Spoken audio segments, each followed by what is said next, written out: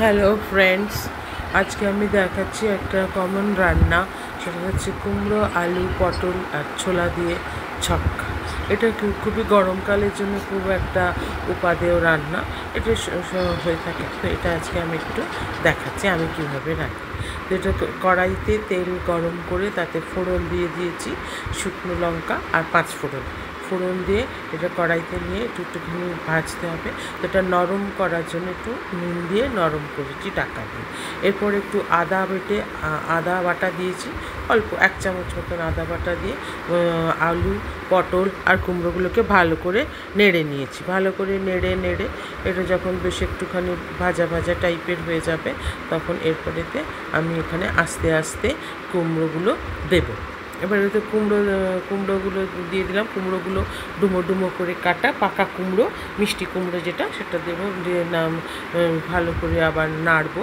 নেড়ে এটাতে নাড়তে এটা যখন বেশ মশলাটা এর সঙ্গে মেশা হয়ে যাবে, এর মধ্যে আমি একটুখানি দেবো নুন, একটু নুন দেবো, একটু হলুদ দেবো, 1 চামচ হলুদ, 1 চামচ লঙ্কা গুঁড়ো, আর দেবো জিরে গুঁড়ো, ধনে গুঁড়ো, আর নুন, লঙ্কা গুঁড়ো।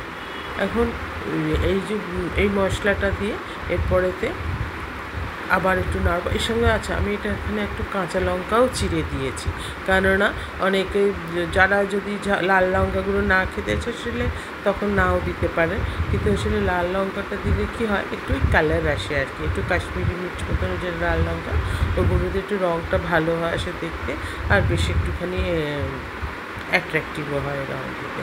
কারণ রান্নাটা যত অ্যাট্রাকটিভ হবে ততই তো খেতে ভালো লাগবে। তো এর মধ্যে একটু নুন দিয়ে ওটাতে আস্তে আস্তে আবার সব কিছু মশলা এটার সঙ্গে নেড়ে নিলাম। নেড়ে নিয়ে এটাতে ভালো করে নেড়ে এরপরেতে অল্প জল দিয়ে দেবো। এরপরেতে তার আগে একটুখানি ওই যে ছোলাগুলো রেখেছিলাম, কাঁচা ছোলা, সেই কাঁচা ছোলাগুলো এর মধ্যে দিয়ে দেবো। কাঁচা ছোলাগুলো এর মধ্যে দিয়ে এটাকে আবার একটু নেড়ে নেব। কাঁচা ছোলাগুলো দিয়ে দিলাম। আসলে গরমকালে তো এই সমস্ত সবজি পাওয়া যায়, তো সেই জন্য এই সবজিগুলো দিয়ে রান্না করলে ভালো হয় টেস্টটা। এটাতে দিয়ে দিলাম কাঁচা ছোলা দিয়ে আবার একটু নেড়ে নিয়ে এবার এটাকে এটাতে সেদ্ধ করতে বসে দেবো। আঁচটাকে একটুখানি লো করে নেবো, কম করে নেবো আঁচটা, লো করে নিয়ে এরপরেতে জল ঢেলে এটাকে সেদ্ধ করবো।